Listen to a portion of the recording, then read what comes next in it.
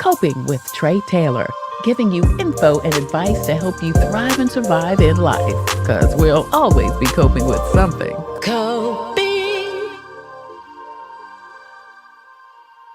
Hey there, and thank you so much for joining us on Coping. I'm Tre Tailor. We're giving you info and advice to help you thrive and survive in life, because we will always be coping with something. Today, we're coping with men's health. Dr. Lindsey Crumlin joins us. He is a part of the planning committee for the Men's Health Institute. Dr. Crumlin, thank you so much for joining us today. Greetings, Gloria, and good afternoon. Thank you so very much for having me. Absolutely. Looking forward to talking to you about your big event happening Saturday. We're going to get back with Dr. Crumlin in just a short.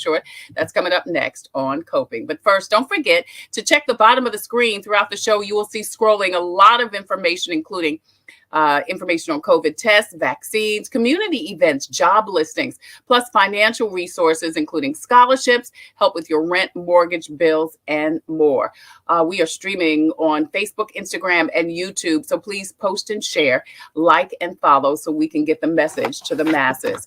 Today, we are coping with men's health. The Men's Health Institute is going on Saturday at the Brookland Banquet and Conference Center. It's part of their Men's Day activities. Dr. Lindsey Crumlin is joining us today. Thank you again so much for joining us today. I think it's so timely. It's, June is Mental Health Month.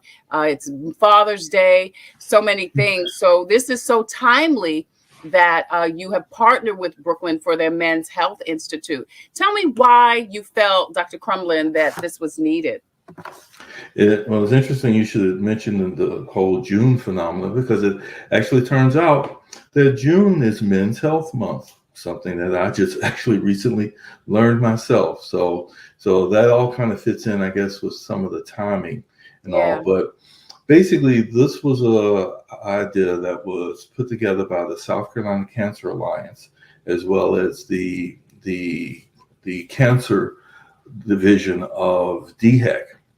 And what they came up with the idea of, was there someone that we could look at exploring cancer in African Americans, in particular in African American men, and some of the things we could do to maybe educate the public about this idea, and in doing so, hopefully impact and make a difference. First off, knowledge is power. So we wanted to transfer this power. So the emphasis in terms of topic and subject matter for this very first one, at least, because of the South Carolina Cancer Alliance and the Cancer Division of DHEC working together on this, the emphasis will be on cancer, but we're going to be talking about other things as well. Awesome. So one of the things, one of the reasons why I would like to just read a paragraph from the American Cancer Society, which I think kind of sums it up succinctly. Although some cancer-associated genetic mutations are inherited, most health differences between population groups do not stem from biology, but from variations in socioeconomic status and access to medical care. Collectively, Black people, African Americans, I like to say, have the highest death rates and the shortest survival rates of any racial ethnic group in the U.S. for most cancers, largely driven by social mechanisms that are further explained, yada, yada. Wow. Notably, here's something interesting, okay? Black immigrants have lower cancer mortality than U.S.-born African Americans, highlighting the importance of where a person lives often takes precedence over race or biology. So, I think this is something we'll be trying to explore at this Men's Health Institute, this idea of health disparities and why it is that, we as African Americans are at such a disadvantage, and why the statistics are so disparate for African Americans. Yeah, it's interesting you mentioned that, because I was going to ask, is a man's health and his issues different based on his ethnicity? And you're saying yes. There are ethnic differences, but a lot of times these ethnic differences that we translate in terms of demographic data, a lot of that can actually be better explained if you adjust for socioeconomic status.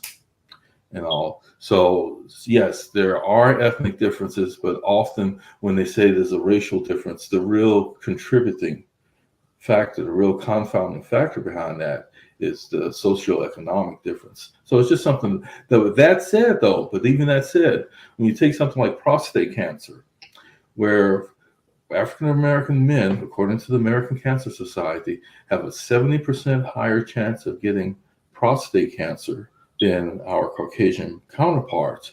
Well, that tells us that there may be something actually genetically different in terms of African American men and prostate cancer that cannot just be explained by socioeconomic status. So that's, like so many things, it can be nuanced and onions and complicated to try to massage out all the factors. Or does it have to do with, as far as socioeconomic, that also plays into access to healthcare, not even quality healthcare, but healthcare at all? Absolutely. All that feeds into the socioeconomic status, like I said, access, quality, let's see. Well, I think everyone almost knows that one of the most adversely affected communities in the country in terms of health statistics is the 29203 area code. Yeah. I grew up in that 29203 area code.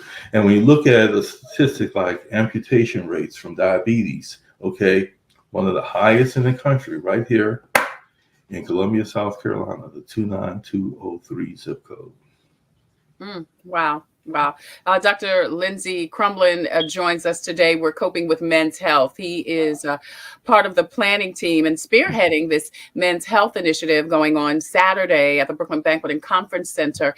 And they're focusing on cancer. But you did mention that this was just one of many of these men's health institutes that will be going on.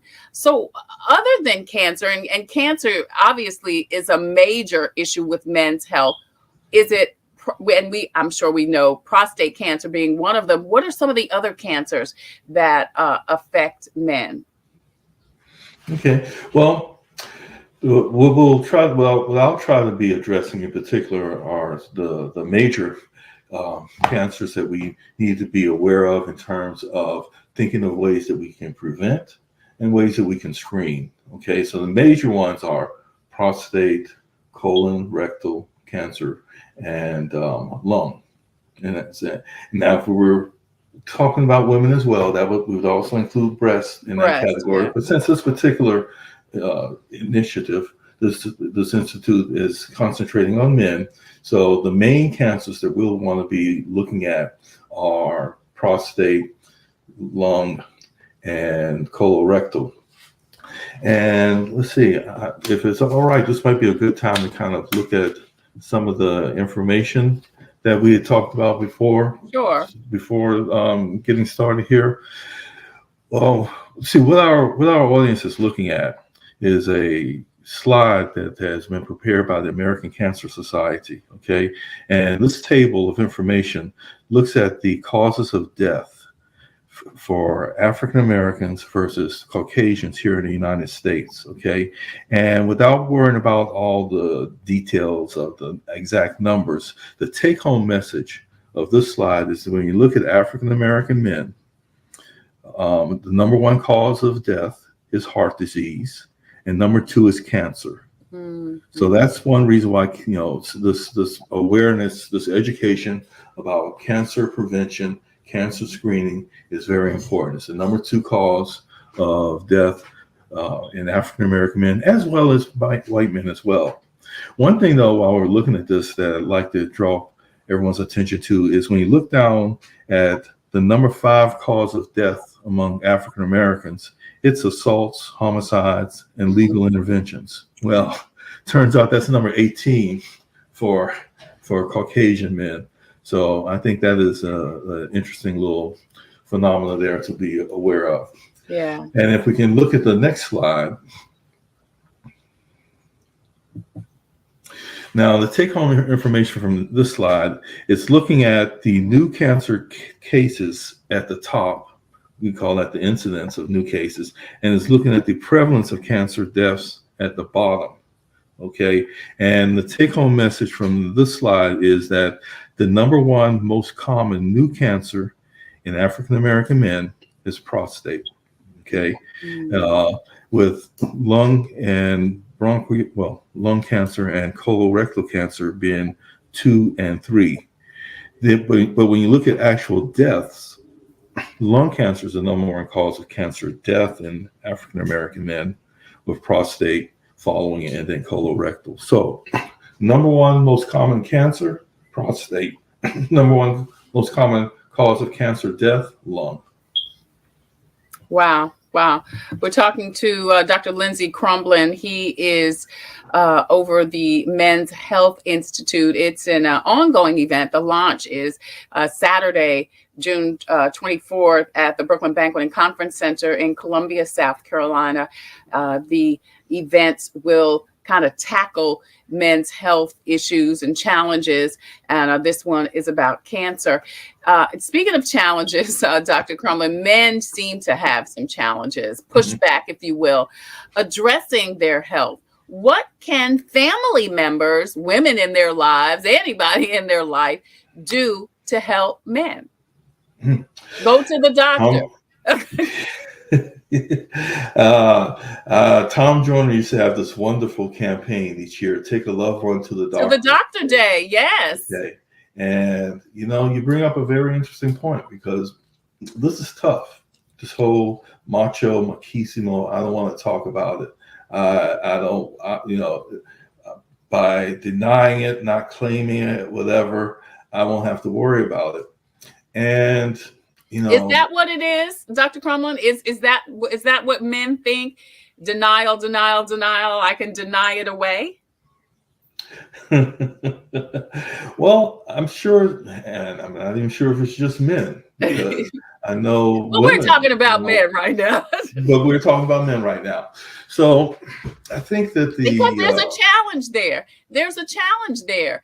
I think with men, and when we're talking about men's health, I think we have to talk about men's, I don't want to say inability or resistance. Well, let me posit this. Let me propose this. Okay. Not only is it sort of counter macho to want to, see the doctor or admit that you have a health problem or anything like that, there is reason for distrust of the medical community in the African American community. Absolutely. Reason that, as much as I try to, discourage, I can certainly understand. Okay, I can too. And it comes from transgenerational post-traumatic stress disorder. Absolutely, okay? Absolutely. Going back to slavery, going back to the Tuskegee. The father of GYN, OBGYN, is Dr. Marion Sims, and he has a statue monument erected to him on the Capitol grounds, right there on the corner of Gervais and Main Street, right here in Columbia. And Marion Sims is considered the father of gynecology. You know where he did his practicing and experimenting with on black slaves. On black, yeah. No anesthesia. Got all this, honed all the skills, became famous from practicing and torturing. And torturing. And then you have the Tuskegee study, of course, a study that was not necessarily immoral or unethical when it was initiated in 1922, but was allowed to continue despite the fact that there was treatment for syphilis. But they wanted to continue to just study, these African American men and all. The Henrietta Lacks, and the fact that her cervical cancer cells have become basically a cell culture classic in scientific research. And there's a whole story, now, like everything is complicated. It's not just as simple as, doctors and the medical communities making a whole lot of money off of her sales, and the family wasn't compensated, because that is at the end of the day true. But then again, like I said, at the time when her cells were harvested in 1940, the implications were different. But again, that's another example of racism in medicine that can foster distrust. And if I can kind of just finish with one last example, more recent, right here in South Carolina, the MUSC, back in the 90s, what they used to do is they used to test pregnant women in the emergency room for cocaine. And if they came back positive, the school would turn them in to the police department for arrest. They did this on 40 women. Guess what ethnicity all 40 of those women were? African American. Except for one who had an African American boyfriend. Wow. So I say that because when this whole COVID thing came out, I was trying to encourage people to get the COVID vaccine. I got a lot of pushback on just plain distrust of the medical community. And I totally understand it. But hopefully with communication and sharing this knowledge and educating ourselves on the big picture, we can come to an understanding of some of the things we need to do in terms of, like I said, making sure, like we've been saying, making sure that we're looking out for our health, doing what we can do to try to stay around and be here as long as we can in as good and as healthy a condition as we can. Yeah, absolutely. So just going backwards, I want to ask, so what do we do as women? What do we do as family members?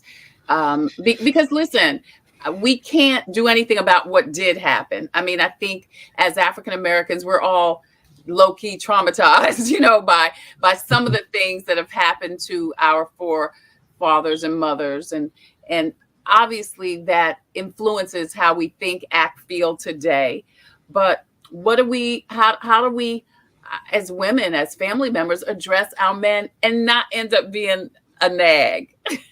Because we love you. We want you to be around, like you said. What's wrong with being a nag? I know it has a negative connotation, but so you might have to just do that.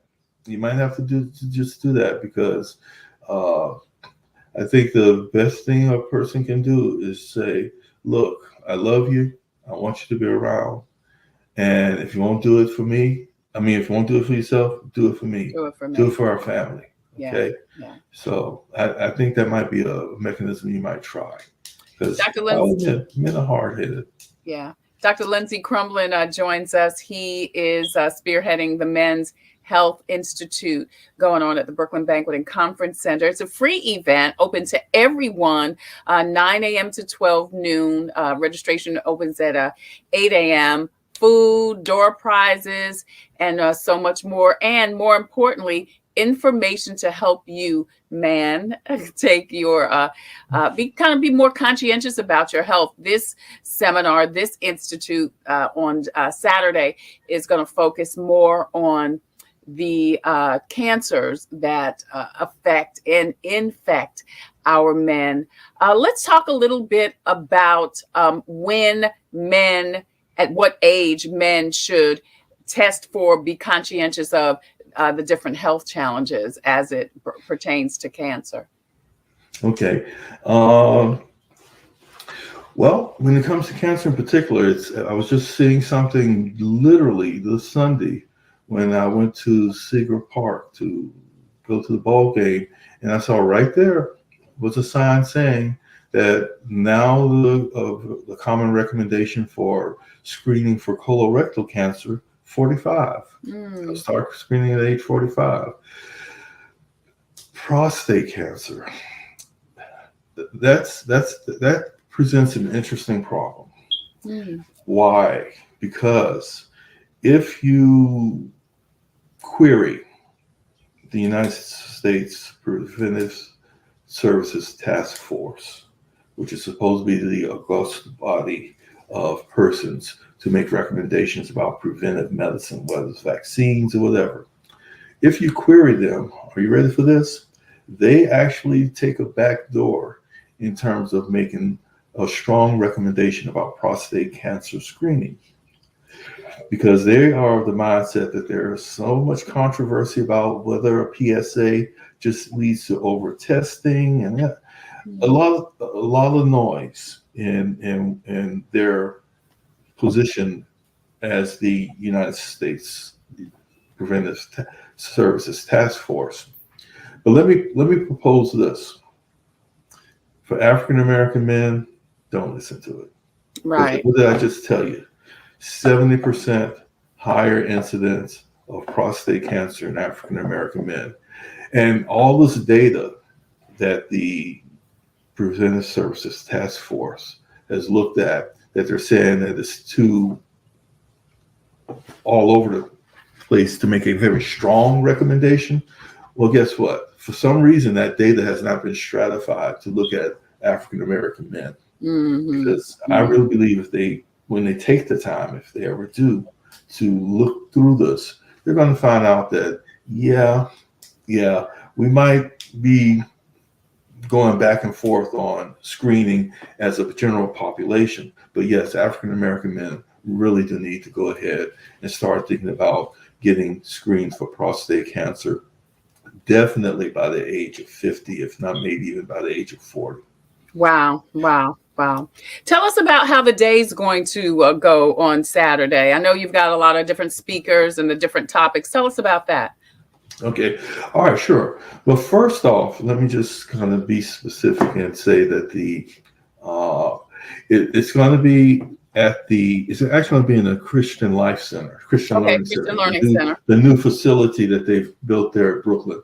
That said, though, it's easy enough to just go ahead and say the Conference and Banquet Center, because that's a site that everyone knows. Yeah. But in terms of when you actually get there, instead of it being in the traditional banquet part, it's going to be at the new Christian Learning Center, which is connected, just for FYI, for people, when you're coming in, it's connected to the sanctuary. It's that building connected to the sanctuary. But that's not. And then another thing to make sure we mention is that we do want people to pre-register.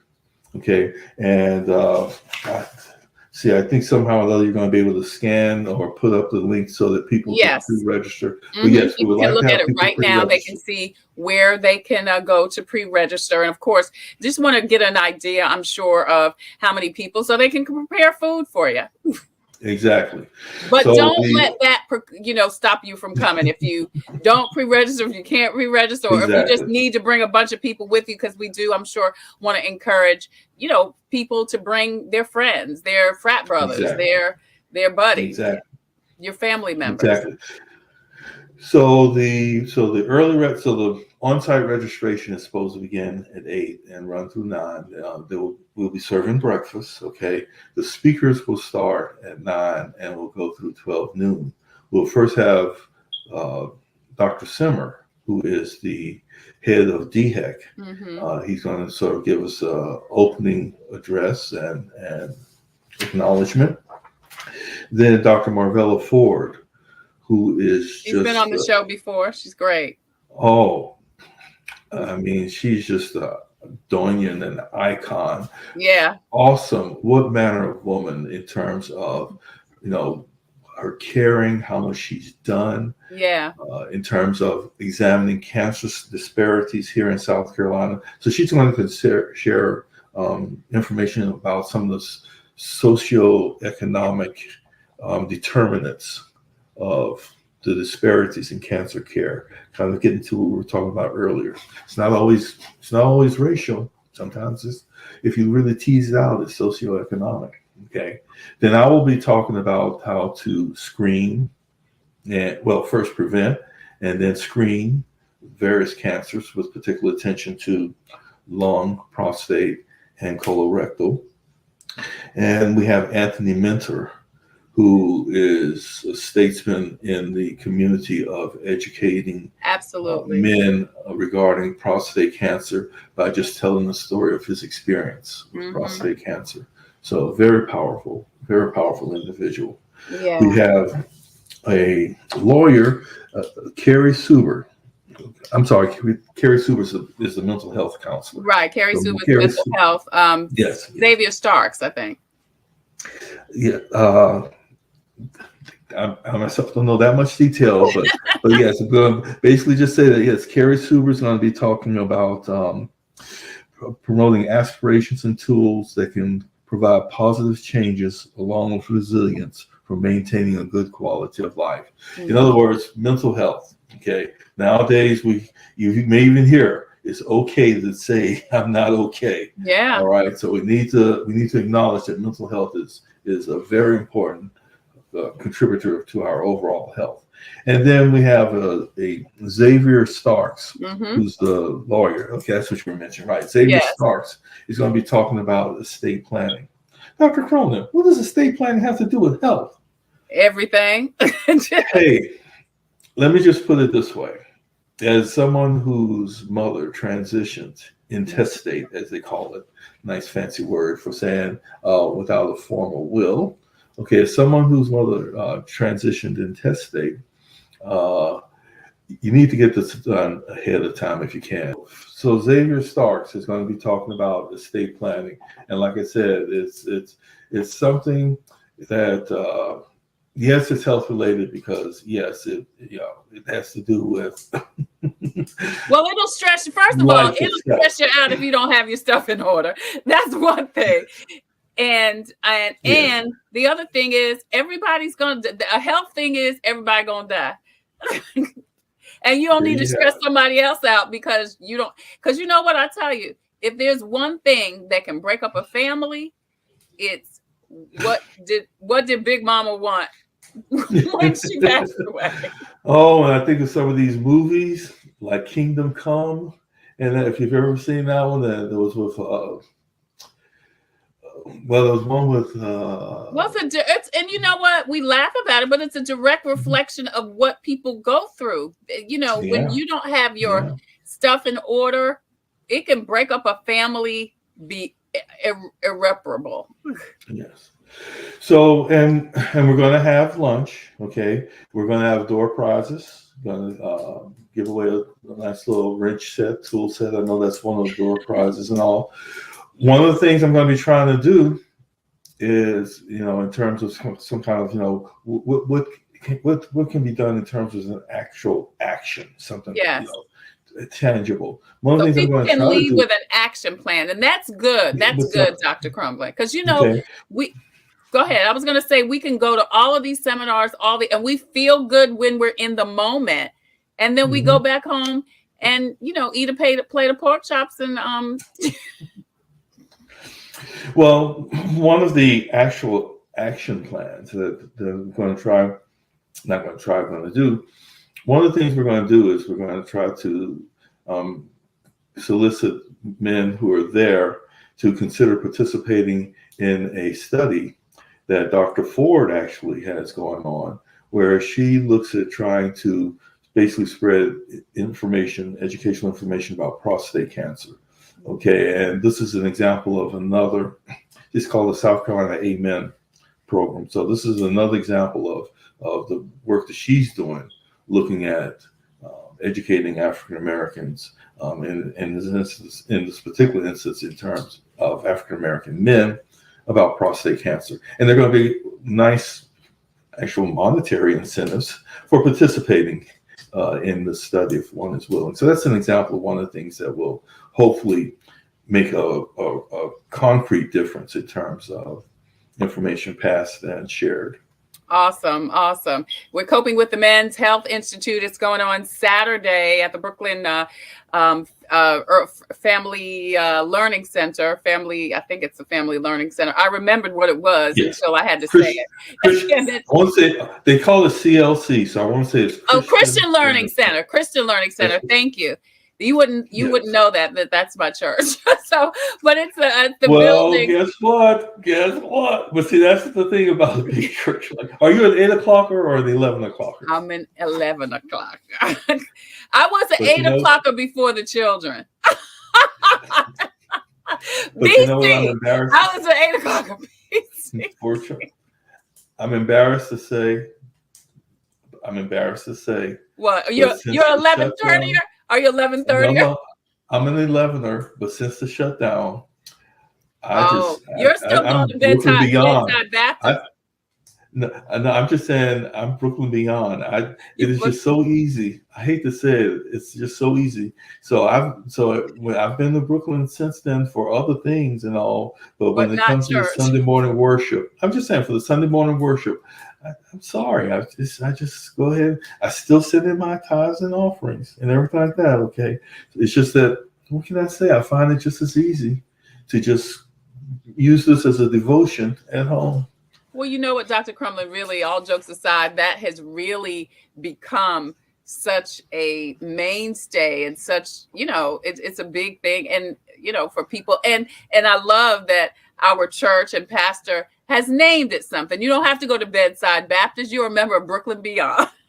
Yeah. And Exactly. there are many people that attend the same service as you. From the looks of 8 and 11, it's more people in Brooklyn Beyond. Dr. Lindsey Crumlin's Men's Health Institute is going on at the Brooklyn Christian Learning Center, the CLC. It is from 9 a.m. to 12 noon. Please pre-register if you can, but we don't want to discourage you for coming and bringing your family, your friends, your frat brothers, and co-workers, everybody else you may know that's a male, to come and get all of these great resources. Plus, the icing on top of the cake is food, which is always a great attractor. It draws people. And, of course, prizes, too. And, of course, you said this is just one of many men's health. That is the vision. That is the vision that we'll hopefully be doing this again. Counting on the first one, the inaugural event, being a success and carrying the mission forward. Awesome. All right. So listen, you can see the information once again on the screen for the Men's Health Institute going on at Brookland Baptist Church. Coming up, we've got your devotional and more information next on Coping. I'm Tre Tailor.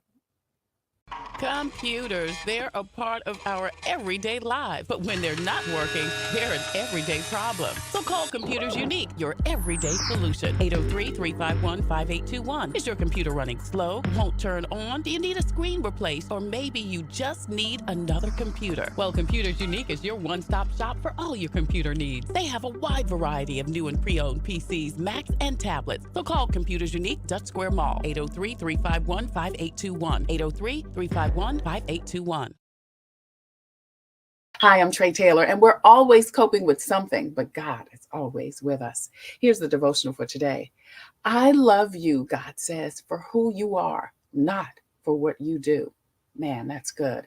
Many voices vie for control of your mind, especially when you sit in silence. You must learn to discern what is my voice and what is not. Ask my spirit to give you this discernment. Walk closely with me in each moment, listening for my directions and enjoying my companionship. Refuse to let other voices tie you up in knots. My sheep know my voice and follow me wherever I lead, because I'm always there. That's your devotion for today. I'm Tre Tailor.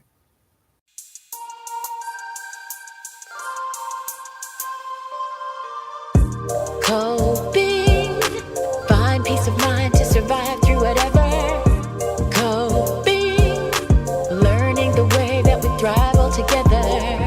Coping, finding out what's real. Coping, we can heal, we can heal, we can heal. Coping with stress, coping with strife, bringing hope for success, for improving our life. Coping beyond hoping to do more than survive. Ways to live a healthy life. Coping and promoting, learning what you can do. 6 ways to a better you. Coping, find peace of mind to survive